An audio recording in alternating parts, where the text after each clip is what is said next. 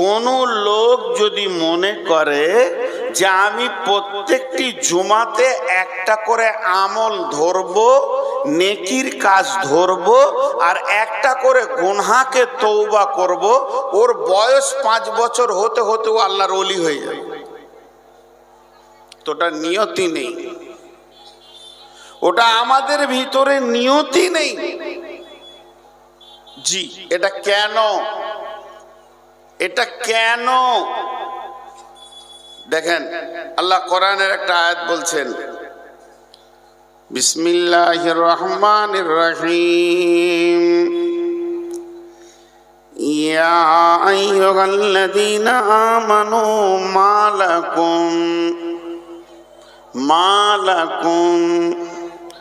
মা লাকুম ইযা ক্বিলা লাকুম ইনফিরু ফি সাবিলিল্লাহি সাকালতুম ইলাল আরদি আরাদিতুম বিল হায়াতিদ দুনিয়া মিনাল আখিরাহ ফামা মাতাউল হায়াতিদ দুনিয়া ফিল আখিরাতি ইল্লা কালিল।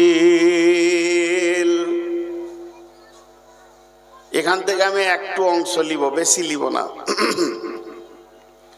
আল্লাহ বলছেন, ইয়া আইয়ুহাল্লাযীনা আমানু, হে ঈমানদারগণ, ও মুমিন, ওরে ঈমানদার, মা লাকুম, কি হয়েছে তোমাদের, কি হয়েছে তোমাদের, তোমাদেরকে কোন রোগে ধরেছে?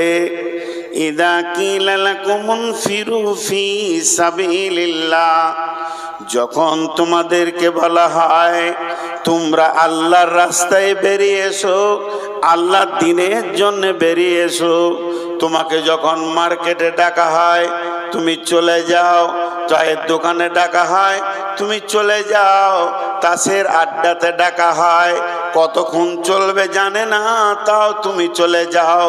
আর যখন মসজিদে ডাকা হয় মাত্র 10 মিনিটের জন্য, 20 মিনিটের জন্য, তখন তুমি যেতে পারো না।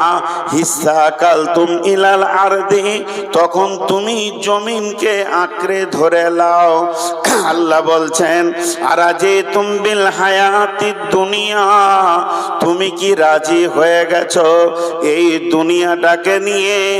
ফামা মাতাউল হায়াতিদ দুনিয়া ফিল আখিরাতি ইল্লা কালিল, দুনিয়ার যত সম্পদ আছে আখিরাতের তুলনায় সামান্য কিঞ্চিত।